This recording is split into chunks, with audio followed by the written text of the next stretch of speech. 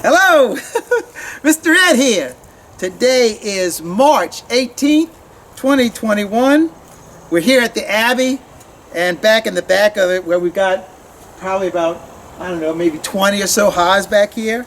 And this morning, you know what we're doing this morning? We're making splits, or at least we're going to try to make splits. We've been trying to make splits now for 2 weeks, but it just hasn't been working for us. Because when we go open our boxes, the boxes, there's not enough bees in them to really be able to split for the way I like to make splits. And there's not, we haven't found any queen cells in them. And I want to make my splits using swarm cells.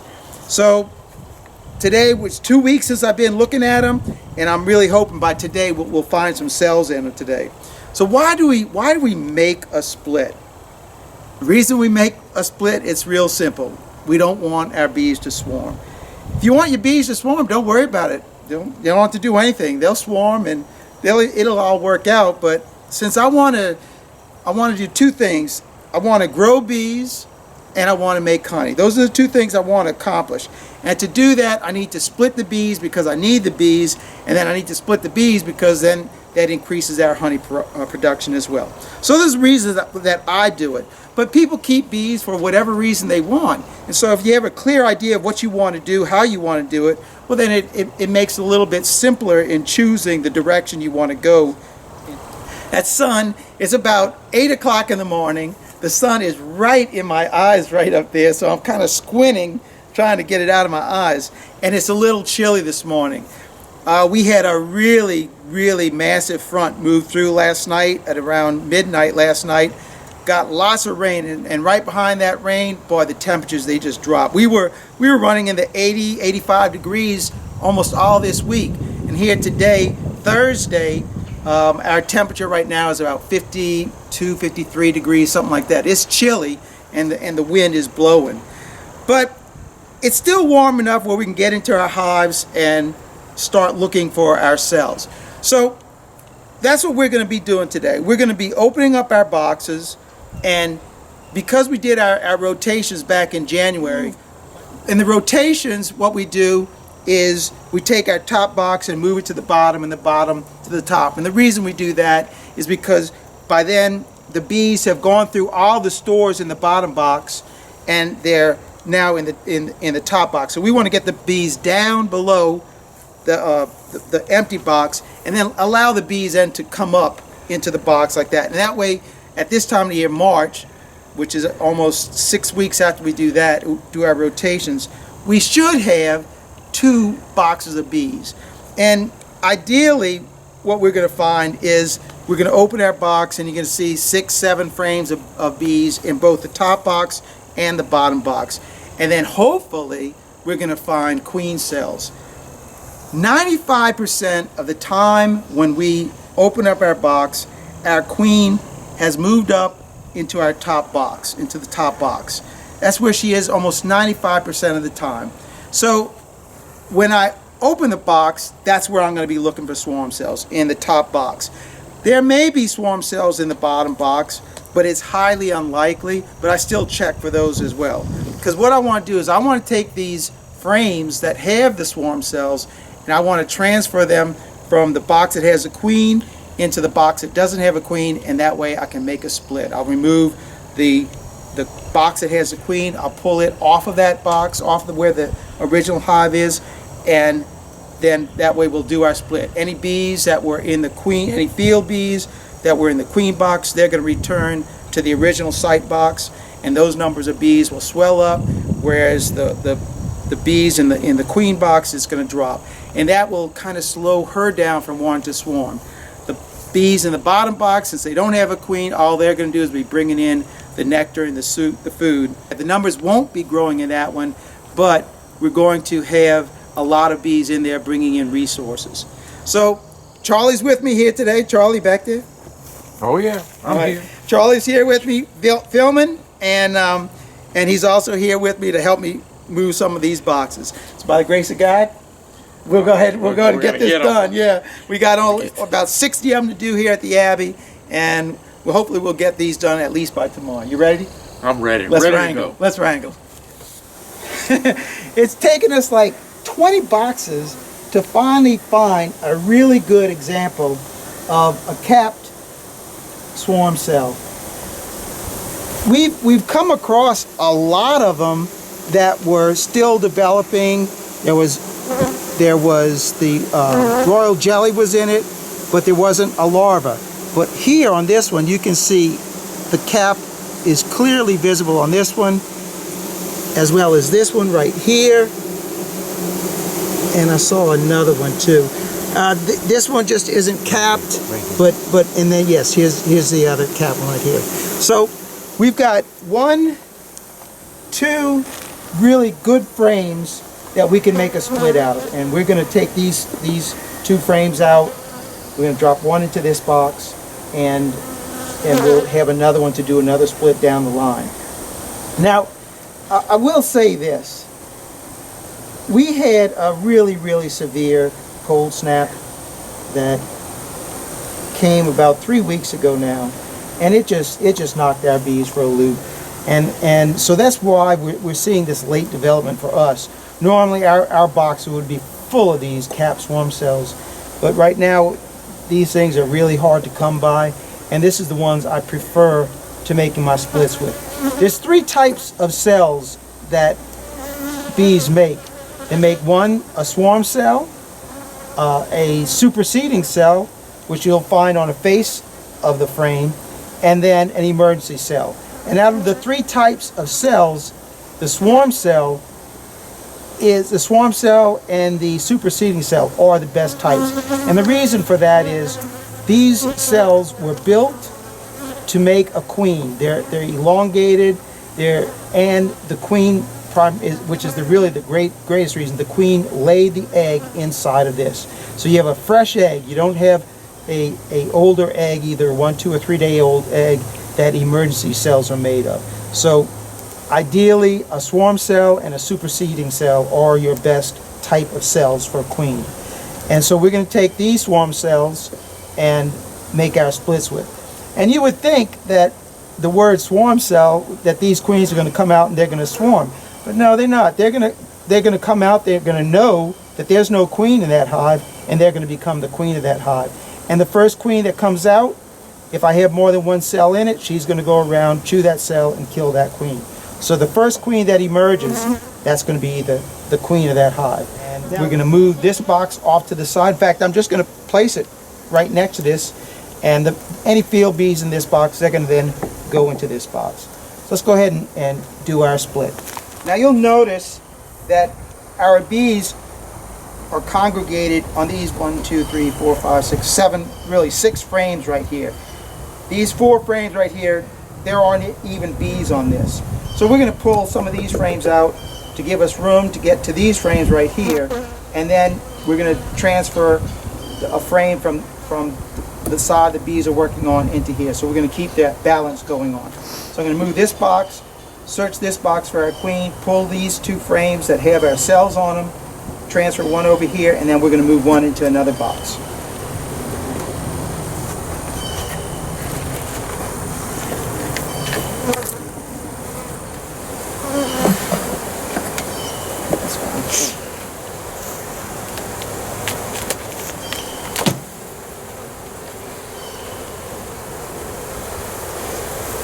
Now when you open up that inner cover, you'll see a lot more bees now on top of this.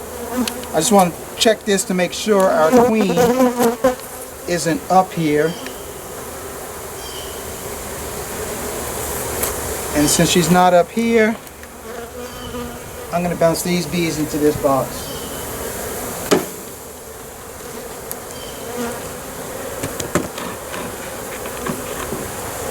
And now we're going to remove some of those empty frames on this outside right here.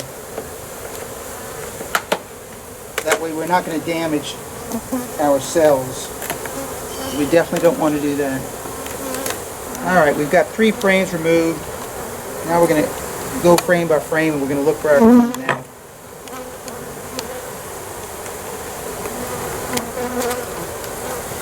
And we're really going to be looking for her on a frame that's got newly laid brood.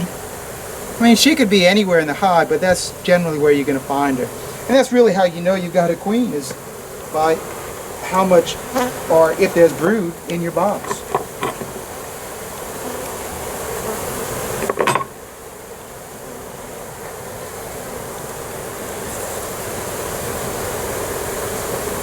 Again, these are all nectar and honey frames. So there's enough stores in here for the bees, that's for sure.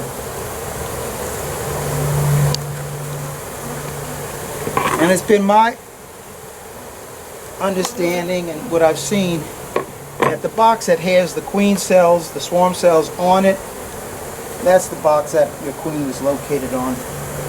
Look at this. Look at these beautiful cells up here.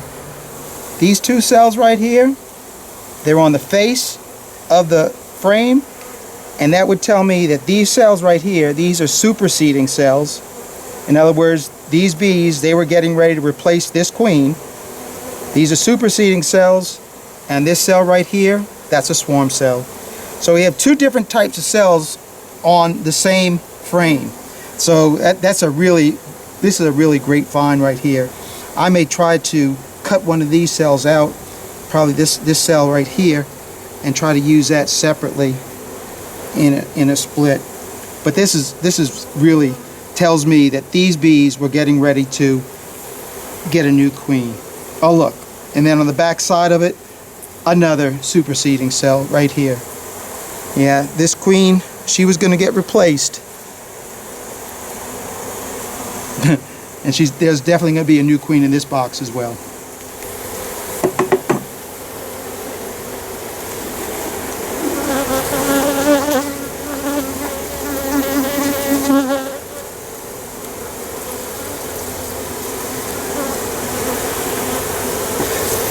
Another superseding cell, and this is a swarm cell right down on the bottom. These are beautiful, beautiful cells. That's got to be an inch and a quarter, inch and a half long. Beautiful cells. So that's the fourth one that we've seen.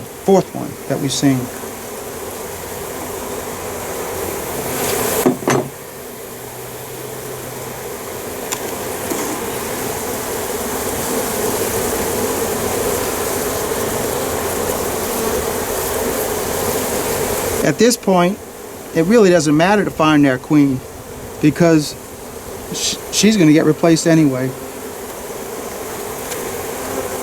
Look at these beautiful swarm cells right here. Whew.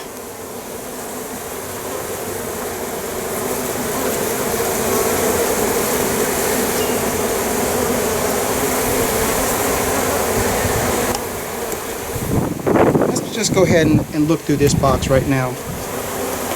Alright, so what we're going to do in this space right here, we're going to take the frame that has the two superseding cells on it, actually the three superseding cells on it, and we're going to drop this frame right here.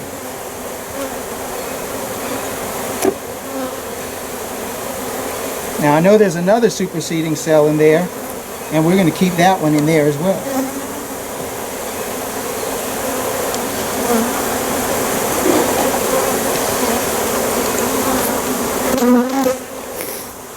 So here's another superseding cell and a swarm cell.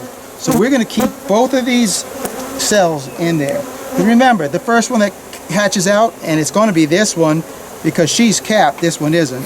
She'll come and kill that one, as well as that old queen that's in here. So what I'm going to do is I'm going to keep this frame as a spare as I go through. We got a really nice swarm cell right here. This one's not capped, and I can't tell whether there's a larva in there or not. We've got one of them right here. So that's enough. We can do a split with this frame. So we're going to knock the bees off of this one.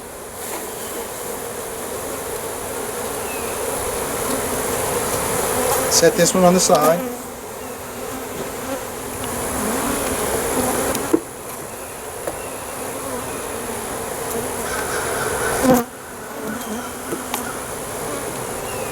There's tons of bees over here. We're going to go ahead and close this one up now.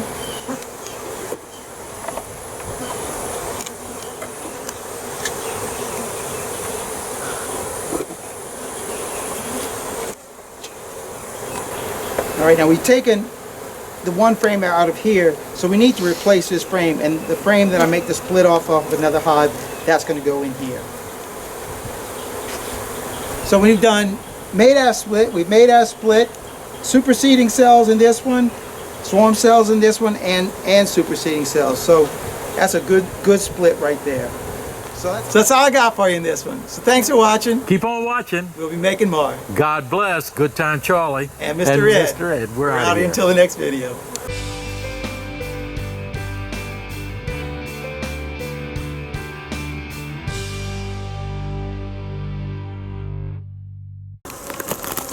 I want to show you a trick that I've learned as I've been doing my splits using swarm cells. And you can see all the swarm cells all right here. Look at this. All these swarm cells. And if I don't want to use that frame, I want to cut those cells off. But the problem with cutting off swarm cells is that you cut the backs of them and then they become no good. So I've learned a little technique and I'd like to share that with you. And it's really just a woodworking skill that I've known about woodworking, and it's using the grain of the wood to work for your benefit. So what I'm going to do, let me show you exactly what I'm going to do.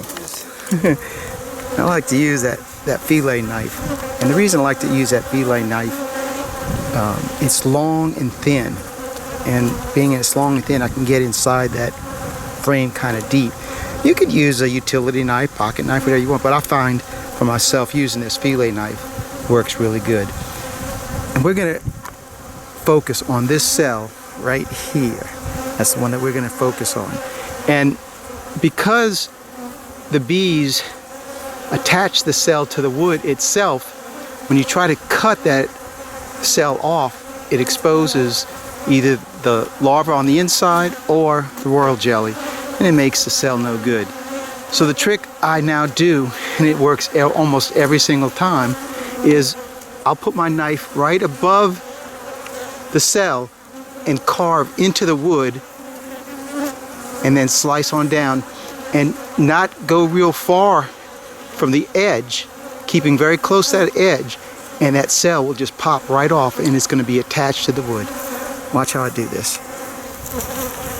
I put my knife above the cell and I cut into the wood,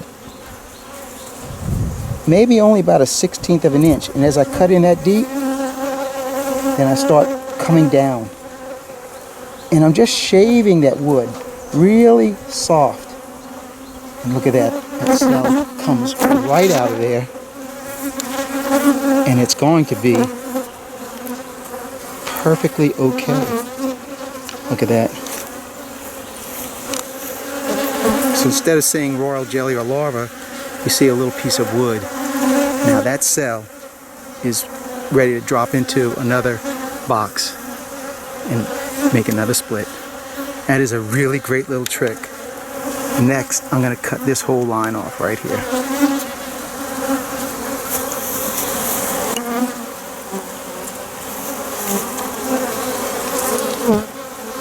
And this is where that long blade is nice, because I'm going up inside of that wax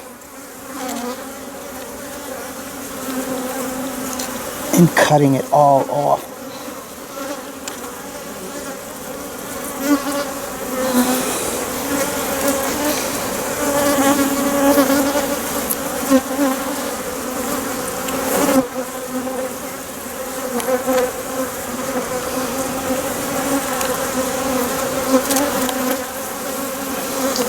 Look at that. Now yep, that's a drone right there, as is this. So none of our queen cells were damaged in taking them off. Now that is a lot of swarm cells right there. Let's go put these in a box. So what's the reason? Why do I do splits?